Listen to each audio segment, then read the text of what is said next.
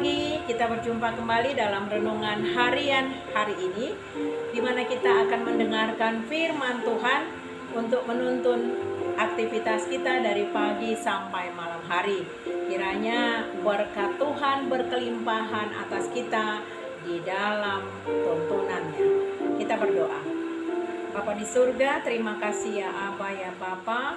Kami akan mendengarkan firman Tuhan. Buka hati dan pikiran kami ya Bapa, agar firman Tuhan melekat di dalam hati kami dan kami melakukan seluruh aktivitas kami seturut dengan kehendak Tuhan.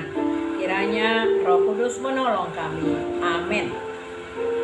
Firman Tuhan yang menyapa kita di pagi hari yang indah ini diambil dari kitab Mazmur 140 ayatnya yang ke-14.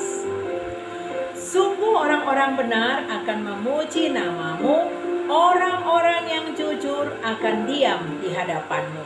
Demikian firman Tuhan. Bapak Ibu jemaat yang dikasihi Tuhan Yesus Kristus, kalau kita membaca Mazmur 140 dari mulai ayat 1 sampai dengan 14, ini adalah doa Daud minta pertolongan Tuhan terhadap orang-orang jahat. Pemazmur menggambarkan perilaku manusia seperti yang pertama adalah merencanakan kejahatan serta menimbulkan pertengkaran. Yang kedua, perkataan manusia membahayakan seperti racun ular sendok. Yang ketiga, mereka memasang jerat secara sembunyi-sembunyi dengan maksud mencelakakan sesama. Dan yang terakhir, mereka berperilaku sombong. Saudaraku, tentu saja kesaksian Daud ini adalah pengalaman yang dialami sendiri oleh Daud. Bahkan sangat mengancam hidupnya. Seperti Raja Saul yang mengancam ingin membunuhnya, namun dia berserah kepada Tuhan. Satu hal yang dapat kita pedomani dari Daud ini adalah bahwa dia tidak berhenti dengan hanya menyesali diri dan dia tidak berputus asa. Dia datang kepada Tuhan, memandang kepada pertolongan Tuhan, dan dia benar-benar percaya bahwa Tuhan akan menolongnya. Di ayat selanjutnya dikatakan pemazmur memohon pertolongan dan pemeliharaan Tuhan dari orang-orang jahat. Lalu pemazmur memohon agar Tuhan melindunginya dari agar tidak pada saat terjadi perang, agar dia dan seluruh pasukannya dapat ditolong oleh Tuhan. Selain itu pemazmur juga memohon agar Tuhan membalas orang-orang yang berperilaku jahat atau yang melakukan kekerasan untuk menegakkan keadilan, sebab pemazmur tahu bahwa Allah adalah Maha Adil. Saudara jemaat yang dikasihi Tuhan Yesus Kristus, pemazmur dalam hal ini yakin betul bahwa pertolongan yang pasti adalah hanya dari Tuhan.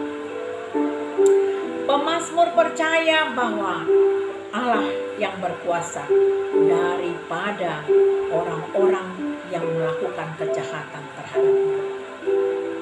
Dalam kehidupan ini pun kita bisa saja bertemu dengan situasi yang dialami oleh Raja Daud.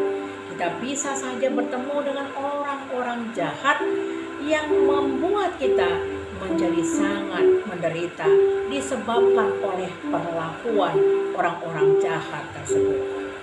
Memang tentu saja berhadapan dengan orang jahat itu adalah hal yang sangat menakutkan.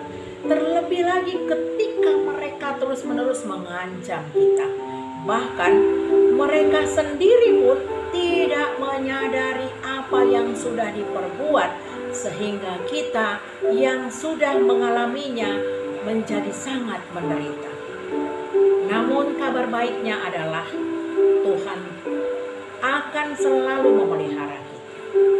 Tuhan akan menegakkan keadilan dengan membela orang benar dan menghukum orang-orang yang berbuat jahat, menghukum orang-orang fasik.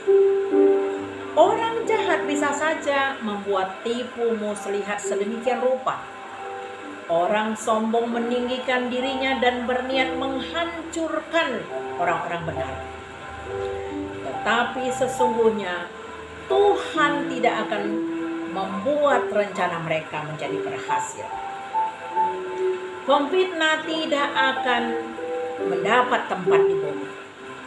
Orang yang melakukan kekerasan akan diburu oleh malapetaka. Orang yang suka memfitnah akan ditimpa oleh perkataan mereka sendiri. Penindas akan diburu oleh malapetaka. Semua orang jahat akan mendapatkan kehancuran sebagai ganjaran atas kejahatan mereka. Semua orang-orang yang berlaku tidak jujur, orang-orang yang berlaku jahat, tidak ada tempat bagi orang-orang baik. Sebab orang-orang baik dan orang-orang jujur akan terus dalam perlindungan Tuhan. Mereka akan memuji nama Allah dan diam di hadapan Allah semesta alam. Saudara jemaat yang dikasihi Tuhan, hidup benar merupakan jalan agar permohonan kita berkenan di hadapan Allah, terlindung dari ancaman dari orang-orang jahat dan hidup dengan selamat. Orang benar ini bukan karena benar, tetapi karena dibenarkan melalui kasih karunia Allah melalui Tuhan Yesus Kristus. Hidup benar akan membuat hidup kita damai. Hidup benar adalah fondasi untuk membangun relasi kita kepada Tuhan dan kepada sesama manusia. Hidup benar akan membuat kita menjadi damai.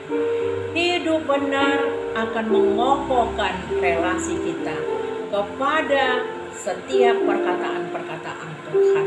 Dan hidup benar di dalam kebenaran berarti hidup tanpa kepalsuan, hidup yang tanpa manipulasi, hidup yang jujur, yang senantiasa mengatakan apa yang sebenarnya. Matius 5 ayat 37 mengatakan, jika ya katakan ya, dan jika tidak katakan tidak. Oleh karena itu, Bapak Ibu jemaat yang dikasihi dan seluruh jemaat yang dikasihi Tuhan Yesus Kristus, marilah kita hidup di dalam kebenaran Tuhan dan hidup di dalam kehidupan yang jujur. Roh Kudus kiranya menolong kita. Amin. Terima kasih ya Abah ya Bapa, firman Tuhan sudah kami sampaikan. Kiranya kehidupan yang benar dan jujur ada di dalam setiap hati orang yang percaya, sehingga Roh Kudus terus menolong dan memberikan solusi di dalam kehidupan setiap orang percaya. Di dalam nama anak-Mu Tuhan Yesus Kristus kami berdoa. Kasih karunia dari Tuhan Yesus Kristus dan kasih dari Allah Bapa dan persekutuan dari Roh Kudus kiranya memberkati kita sekalian. Amin.